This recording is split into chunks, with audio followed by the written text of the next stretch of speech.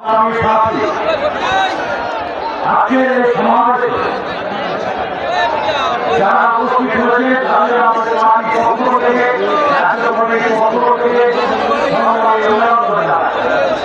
তার সাথে সাথে আজকের এই ঐতিহাসিক সমাবেশে আমরা আজকে গর্বিত এবং আপ্লুত। গত 2 বছর আমাদের এই ঐতিহাসিক সমাবেশ করতে দেয়নি মহাসচিবকে ছাড়া সেই সমাজকে হচ্ছে আপনাদের আজকের এই সভায় আমাদের চেয়ারম্যান আমাদের সাথে এটা আমাদের গর্বিত। আমরা কেন সংবিধানের প্রথম ভারতবর্ষের সংবিধান 26 তারিখে কুচকাওয়াজের প্রস্তুতি চলছে। আপনারা দেখছেন যে সংবিধানের প্রথম কথা হলো উইটা পিপল অফ ইন্ডিয়া, আমরা ভারতীয় জনগণ। আজকে ভারতীয় জনগণকে ধুলায় লুণ্ঠিত করা হচ্ছে ধর্মীয় বিভাজনের মাধ্যমে। কি কেন্দ্র কি রাজ্য?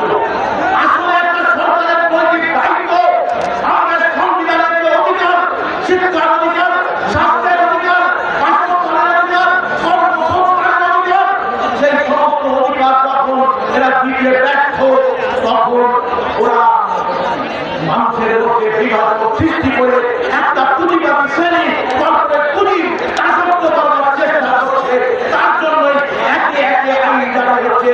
অথচ ৭৮ বছর স্বাধীনতার পরেও একটা দেশের স্বাস্থ্যনীতি স্বাস্থ্যনীতি তৈরি হয়নি।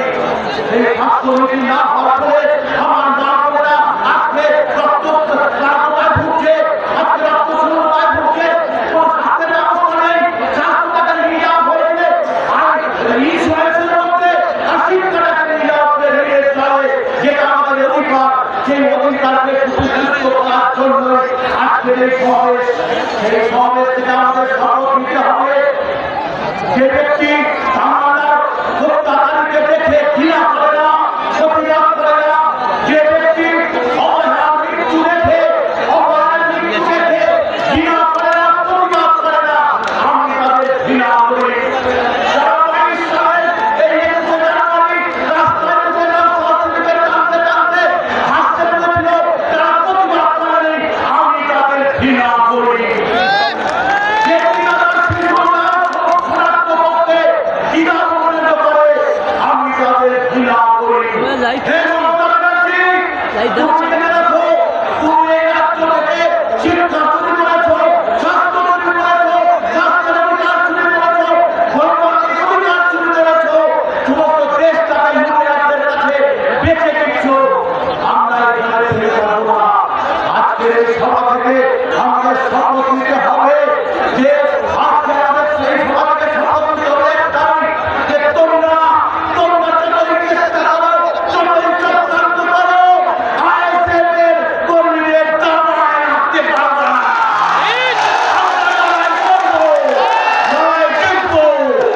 এই বাংলাকে অনেক অশান্ত করেছো, বড় দুঃখ কষ্ট বেদনা মধ্যে দিয়ে আমরা করছি।